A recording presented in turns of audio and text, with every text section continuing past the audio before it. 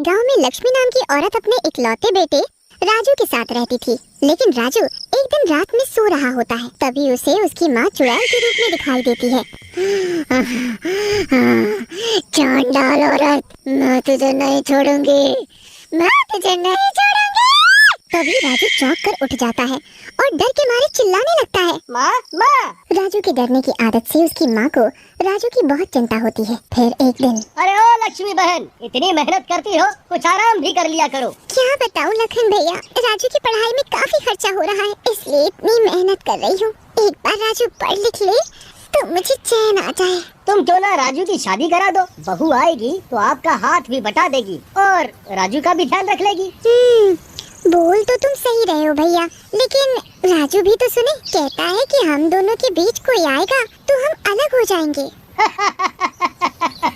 अच्छा, लगता है राजू सच में बड़ा हो गया। आप उसे भेजना, मैं समझाऊंगा। अगले दिन राजू लखन के पास जाता है। राजू, तुम अपनी माँ की जान लेना चाहते हो क्या? मालूम है कि वो कितनी बीमार रहती है और तुम्हारे लिए बीमारी में भी कितना काम करती है। शादी क्यों नहीं करता? चाचा जी आप गुस्सा ना हो। चाचा जी, जब आप लोगों की यही इच्छा है तो मैं क्या बोल सकता हूँ, जो आप लोगों के मन हो वो करिए। इसके बाद राजू की शादी माया नाम की लड़की से हो जाती है। शुरू के दिन तो कुछ अच्छे गुजरते हैं, लेकिन कुछ समय बाद माया का अपना असली रंग दिखाना चालू हो जाता है। वो राजू की माँ को सताना चालू कर देती है। ए बुढ़िया, ढंग से काम कर, मैं तेरे निठल्ले बेटे की नौकर हूँ, अपने काम खुद किया कर। और उस नकारा को भी बोलती हूँ आज के कुछ काम धंधा भी कर लिया करे। अरे नहीं बहू, राजू को कुछ मत कहना, मैं तो तेरे सारे काम कर ही देती हूँ। एक तो बुढ़िया मुझे आप बोला कर, तू तड़ाक मुझे पसंद नहीं है। ऐसा कह के माया लक्ष्मी की पिटाई करने लगती है, जिससे लक्ष्मी की तबीयत खराब हो जाती है। राजू शाम को आता है और माँ को बीमार देखता है। अरे माया, माँ की तबीयत खराब है क्या? तुमने देखा नहीं? अरे नहीं डार्लिंग, मैंने तो माँ को बोला था कि काम न करे, लेकिन माँ मानती ही नहीं। अब तुम ही समझाओ ना। अरे माँ, तुम माया की बात भी मान लिया करो। देखो बेचारी तुम्हारे लिए कितना करती है और तुम उसकी बात न मान कर बेकार में उसको परेशान करती हो और मेरा भी मूड ऑफ करती हो। लक्ष्मी ये सब देखती है और रोने लगती है और रोते रोते सोचती है, हे भगवान, क्या ये वही राजू है जो मेरे एक आवाज पे चला आता था? उसे मेरे अलावा कुछ नहीं दिखता था। ऐसा वो सोच ही रही होती है कि तभी माया वहाँ आ जाती है और बोलती है, सुन बुढ़िया, तेरा लड़का तो मेरी मुट्ठी में है, चुपचाप काम करती रहियो, अगर जिंदा रहना चाहती है तो।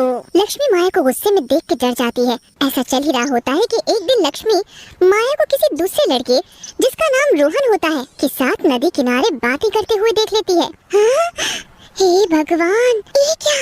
ये तो मेरी बहू माया है, लेकिन ये किस लड़के के साथ है? मेरे राजू की तो किस्मत ही फूट गई। मुझे इनकी बातें सुननी चाहिए।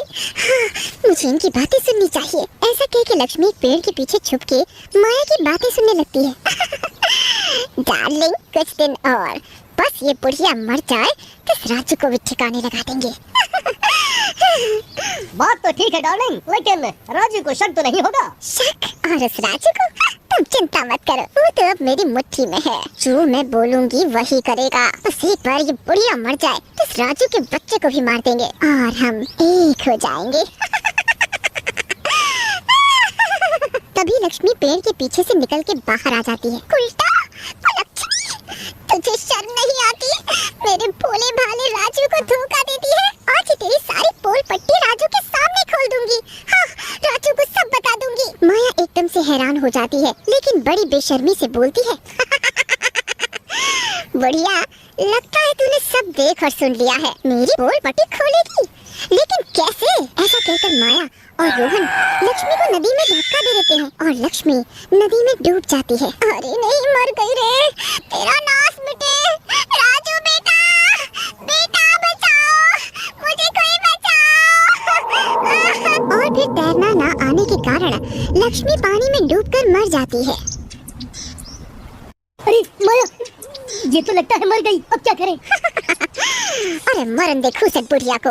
अच्छा, ये अपने रास्ते का कांटा निकल गया। ऐसा कहकर दोनों वहाँ से चले जाते हैं। शाम को गांव वालों को लक्ष्मी की लाश मिलती है और वो राजू को बताते हैं।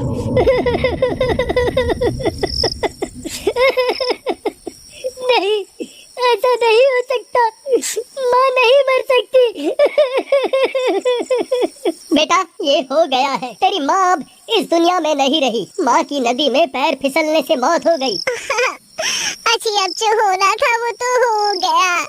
चलो माँ का अंतिम संस्कार कर दो। मैं तो हूँ ही, हम दोनों तो हैं ही एक दूसरे का ख्याल रखने के लिए।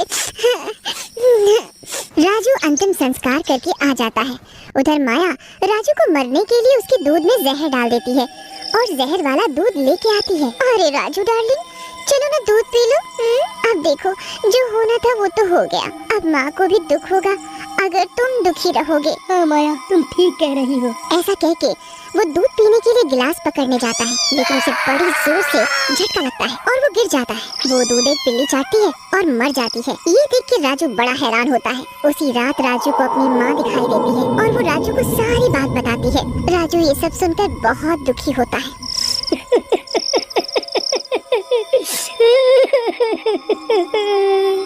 माँ, मुझे माफ कर दो। मैंने अपने पति प्रेम के आगे तुम्हारे निस्वार्थ प्यार को नहीं समझा। मुझे माफ कर दो। अरे पगले, रो क्यों रहा है? माँ का तो ये धर्म ही है, लेकिन तेरी जान का खतरा है। ये तुझे भी मार डालेगी बेटा।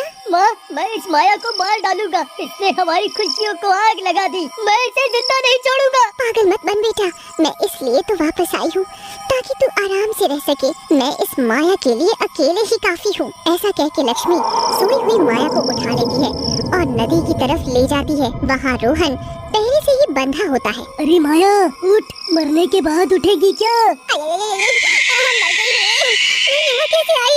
और रोहन, तुम यहाँ क्या कर रहे हो? तुम दोनों को मैं यहाँ लाई हूँ। मेरे राजू को मारोगे तुम दोनों? तुम दोनों ही मरोगे आज मेरे हाथों। कसम उड़ान छल्ले की, ये बुढ़िया कैसे जिंदा हो गई रे? माँ के प्यार ने जिंदा किया है दोस्तों मुझे। अब तो तुम दोनों के दोनों मरोगे। और तू बहू रानी, तुझे तो आज मैं बताती हूँ। तब तक राजू और बाकी के गांव वाले भी वहाँ आ जाते हैं। मुझे माफ कर दो माँ जी, मैंने बहुत बड़ी गलती की है, मुझे माफ कर दो। लेनी है तो इस रोहन की जान ले लो, इसी ने मुझे भड़काया था। तूने ही नदी में इनको धक्का दिया था। डरो और डरो, तुम दोनों ही मरोगे। ऐसा बोलकर लक्ष्मण दोनों को हवा में उठा लेती है। अरे हमें छोड़ दो चुड़ैल मैया, मैं तुम्हारे आगे हाथ जोड़ती हूँ, मुझे छोड़ दो। छोड़ दो तुझे, ताकि तुम मेरे राजू को परेशान करो? कभी नहीं। चलो मेरे साथ, तुम्हें मैं वैसी ही मौत दूंगी जैसे तुमने मुझे दी थी। ऐसा कह के लक्ष्मी उन दोनों को लेके नदी में चली जाती है। अरे माँ, कहाँ जा रही है माँ? जाने दे राजू, माँ को जाने दे। उन्हें उनका फर्ज निभाने दे। सच कहा है किसी ने, दुनिया में भगवान हर जगह नहीं रह सकता, इसीलिए उसने माँ बनाई।